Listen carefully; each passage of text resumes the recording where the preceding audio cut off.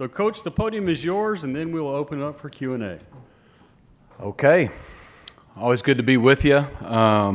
Just want to thank our conference's great commissioner, Jim Phillips, for his leadership and everything he does for us. And on behalf of SMU, it's great to represent our school and our program, our new president, Jay Hartzell, our athletics director, Damon Evans, David Miller, our board chair, and our entire board of trustees. Just excited to be here to represent them. First, just talking about SMU and our program, there's never been a better time to come to SMU. Back-to-back 11-win seasons, making the college football playoff. Season tickets last year was a school record, and we had a bunch of sellouts, the most in school history, and a record of attendance. And here we are, middle of July, and we've already surpassed by several thousand last year's season ticket sales. So just the excitement is great. The city of Dallas is embracing our program at an all-time high, and we're embracing them back. The alignment and the leadership from our president, our board, our alumni, all the way on down is just as good as it's ever been, and that's what's exciting about where we can go in the future. Recruiting's at an all-time high, and then this past spring we had a 2.95 team GPA, which was a team and school record for football. Kiana Smith and her team that work with our student athletes deserve a ton of credit for that. But really, the most exciting part about SMU and where we are is our players and our staff. We have an incredible staff. We have a lot of continuity, a lot of low-ego, high-output guys and girls on our staff that just deserve all the credit for the success we've had. We got some incredible student athletes here with us today. We got Kevin Jennings, we got Logan Parr, Isaiah Wacobia, and even Alex Kilgore representing our team. Man, they're a fun group to coach. The character they have, they're always giving back to our community. They're always thinking of others, and they make it a lot of fun to coach. So it's a great time to be at SMU, and we're excited about that. When it comes to the ACC, I think there's no question that our league has separated itself as one of the top three leagues in America. I mean, the data speaks for itself, whether it's the revenue generation that we did this past year. I know the commissioner spoke to. 3 leagues have a network. Our network, 5 years in, is thriving and does a great job covering us. 3 leagues had multiple CFP participants this year. We were one of them. And I think sometimes, I was fortunate to win a national championship in 2010 when I was at Auburn. And since then, over the last 14 seasons, one league's won 8 championships, and 2 other leagues, us and the Big Ten, have won 3 national championships. So, and another league hasn't won any. So I think that just shows you where our league has been on the national stage, and where we think we'll continue to be and where we belong. And on top of it, I know it's been talked about here, we have the toughest non-conference strength of schedule in all of college football.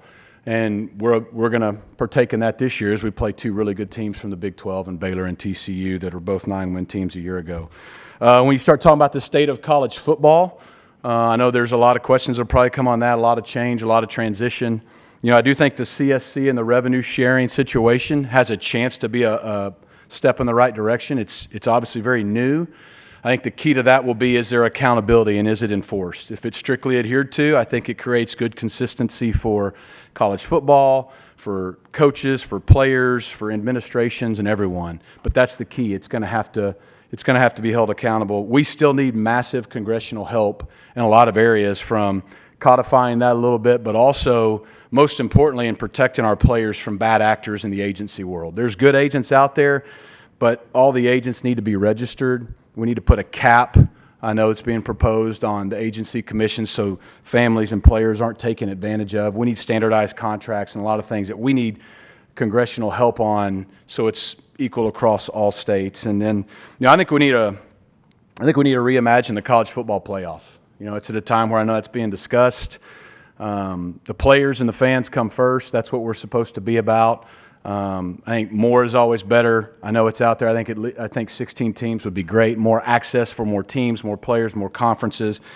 The committee has a really hard decision. We were up close and personal with that a year ago, and I respect what they have to do. But honestly, it's it's a situation that's set up for failure because there's human bias, and there's always going to be. So I think if we could remove a committee from the situation, it would help, because there's no other major professional sport or major sport in America or the world that uses a committee to select their tournament participants. And you look in America, it's the NFL and it's college football. So I think we need to relook at that. And just imagine, I know our commissioner has been outspoken about this before as options of what we could do, not only in a championship game, but maybe in a 2 versus 3, a 3 versus 6, 4 versus 5 kind of scenario.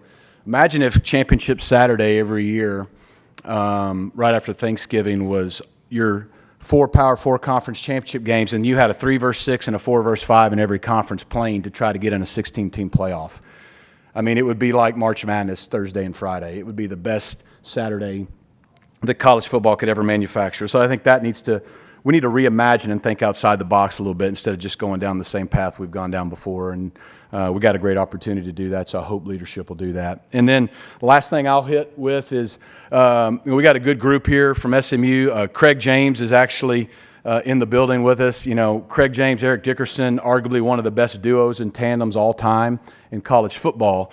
And they started last year bringing back the Pony Express Award. And it's an award those two started to give to the best tandem, the best duo in college football. Last year, Shadur and Travis Hunter at Colorado won it. He's here to kind of talk more about that throughout the day and try to help spread the word of that. I think it's a great award because it recognizes a duo, teamwork. And it's an award by the players, for the players, be voted on by players, and this will be the second year and then bringing it back. So I wanted to shed some light and exposure on that. And then I'll just say this. I mean, I'm incredibly humbled to get to be the head coach at SMU. It's a dream of a lifetime. My wife, the real head coach, Rhett Lashlee's here.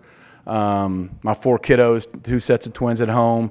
Hudson and Thomas, Rowan and Scarlett are probably watching right now, critiquing everything I do and don't do. So they'll have a full post-game report when I get home tonight.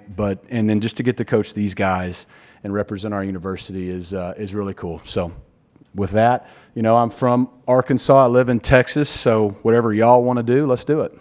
That's great. Coach, your first 2 questions will come right in front of you. First row, down here on the edge, right by the center aisle. We'll let the gentleman in the gray suit first, and then his counterpart to his left. Hey, Rhett, how are you? Hey, what's up, Dan? Dan Tortora, wakeupcalldt.com.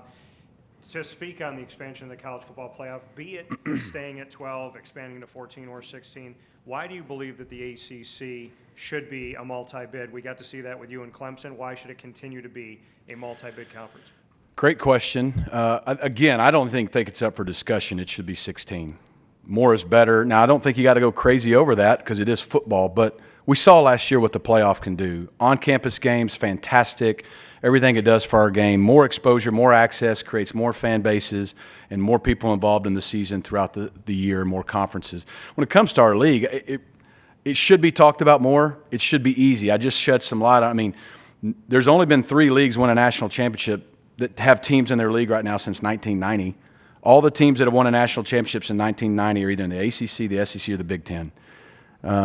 Since I mentioned in the last 15 years, we're tied for the second most championships with 3 with the Big Ten. I don't know why that's not talked about more. We have national brands. We've won championships. The revenue is almost double who's fourth.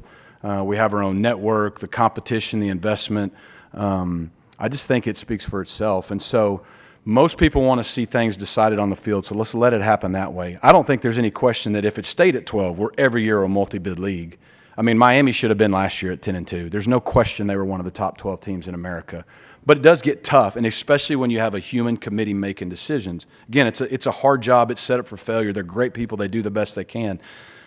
The NFL doesn't do that. The NBA doesn't do that. High school football doesn't do that. FIFA World Cup. Let's take that out of it and let it be decided on the field with a different process, in my opinion. But when it comes to the ACC, I think the experience and the results speak for itself. Coach, your next question right there next to him, front row. Joe Bombo, Athlon Sports. Welcome to Charlotte, Coach. Well, Thanks. welcome back, let me say. Yeah. You were talking about tandems, and of course you guys had 2 transfers come in Chris Johnson Jr. and T.J. Harden. What is the road that you see these guys taking next year on the field and the carries that they'll be splitting up? Yeah, it's a great question. You know, obviously we lost Brashard Smith to the Kansas City Chiefs, had almost 2,000 yards, set the school record with all-purpose last year. He was a big part of our success. So competition, healthy competition is a big part of what we do in our program, and that'll play out over the next 4 to 6 weeks, really.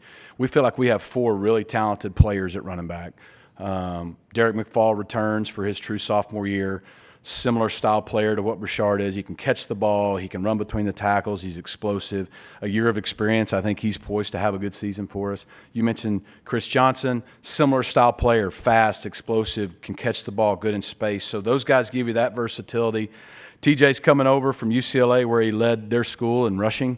He's a big back, physical, but he can run. He's got speed. And then we got a freshman in Dermecco Green that was an Army All-American, one of the highest recruited players to ever come to SMU. He's big, he's physical, he's explosive. So I think we got 4 guys, and I don't know. I don't know if there'll be a tandem, if one guy will raise the bar, if all 4 will have. But I feel like we have 4 really good options that all have different strengths that will help play within our offense. Coach, right side, 4th row, hard right to the 4th row. Hey, Coach. Thomas Christopher from the league winners. Now, you talked about recruiting's at an all-time high. Currently, you guys are ranked 31st nationally with 5 4-star recruits. That's also a school high. How are you leveraging the school's ACC membership and Texas location to attract top talent? And what's your vision for building the roster going forward? Great question. I mean, I think it's a great, already 1 year in, a great partnership with us in the ACC. You know, we had hoped that would happen. We're thankful for Commissioner Phillips and the members for allowing us to join the league. We felt like we would give value to the league, and I think we did last year by making the college football playoff. But also the league has helped us. You know, we're in the city of Dallas. It's arguably the best country in America. I mean, the best city in America. It could be considered a country at times. But it's the best city in America, but it deserves a big-time college football team. And Dallas loves winners, and our guys have given the city that over the past couple years, and the city has embraced that. And arguably year in, year out, the best high school talent comes out of the Metroplex, okay? And so for us to be positioned there as the only school within 30 miles of downtown Dallas is a huge advantage for us. And a lot of those kids, you know, some of them are sitting right up here. Kevin and Isaiah Wacobia could speak to that. They're from the city. Kids want to stay and play in Dallas. They want to stay and play in Texas. We just had to give them the reason because they want to play on the biggest stage. They want to play in that championship game against the Clemson. They want to play in the college football playoff. So being in the ACC has allowed us to do that and put our program back on the national stage where we feel like we belong. And so that has been huge in that plus winning has been huge in our recruiting efforts. And look, we're going to continue to recruit Dallas and the state of Texas at a high level. The ACC allows us to do that more like we want to. To your point of this recruiting class and the last recruiting class, that's our formula for sustained success. Because in Texas, the Texas high school football players are the best. They're the best coached. They're the best talented. All 4 of the players that we brought here to represent SMU are great college football players that played high school football in Texas. And that's going to continue to be our formula. Coach, thank you. You can switch spots with Kevin Jennings, and we'll All right. spend a few minutes with our quarterback.